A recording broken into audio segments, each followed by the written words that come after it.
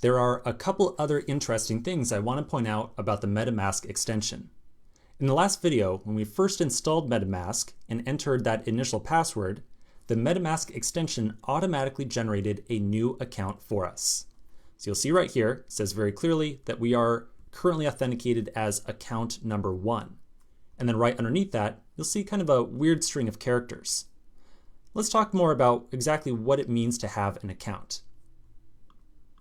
When MetaMask created an account for us, it created an account that has 3 distinct pieces of information: an account address, a public key, and a private key. These are the 3 pieces of information that constitute an account on the Ethereum network. The account address can be thought of as essentially being like an email address. It's a unique identifier that can be shared with anyone in the world, and it tells other people who you are. It identifies your account in some fashion. Again, you can think of it as being like an email or a username. The other 2 pieces of information are the public key and the private key. These 2 pieces of information combine together to essentially form a password of sorts. The public key and the private key are used to authorize the sending of funds from your account to other accounts. So if someone does not have the private key to an account, they don't have true access to any of the funds that are assigned to that account. The account address, public key, and private key are all stored as hexadecimal numbers. So I have examples of an account address, a public key, and a private key off to the left-hand side here. Again, these are hexadecimal numbers. So I can take this number right here, and if I wanted to, I could open up my Chrome console and paste it in.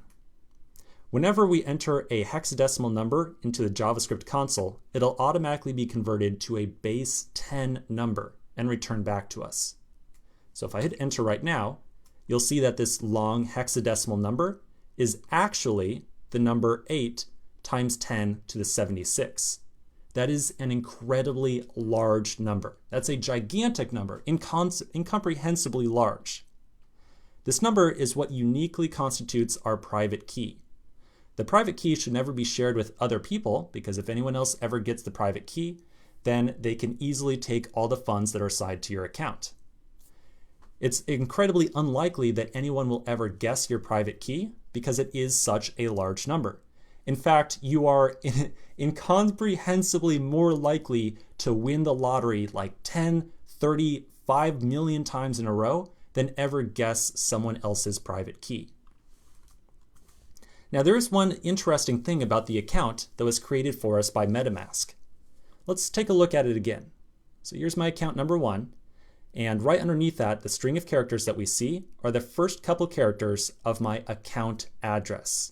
So my account address is 0xCF76, and then some other characters after that. I printed out the full account address that was generated for me right here. So again, you'll see 0xCF76. So it's the same thing that you see right here. Now I want to show you some interesting behavior. I want you to think about, say, signing up for an email address at Gmail and then going over to Yahoo and signing up for an email address. When you go to those 2 separate services and create an email address at both of them, you are creating 2 distinctly separate accounts, right? Like those are 2 separate accounts. But in the Ethereum world, one account is used across all different networks that we ever interact with. So I can prove that to you. You'll notice right now that, again, I'm on account CF76 and I'm connected to the Rinkbead test network. If I change my network, however, over to the main Ethereum network, and we'll let the thing load up. When I change it over, you'll notice that my account address is still identical.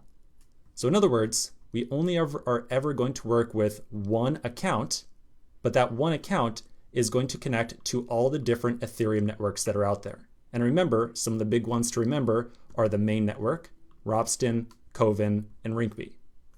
Now, just a second ago, I said that we're only ever going to work with one account. To be precise, we will be creating several accounts throughout this course, and there's absolutely no limit to the number of accounts you can make.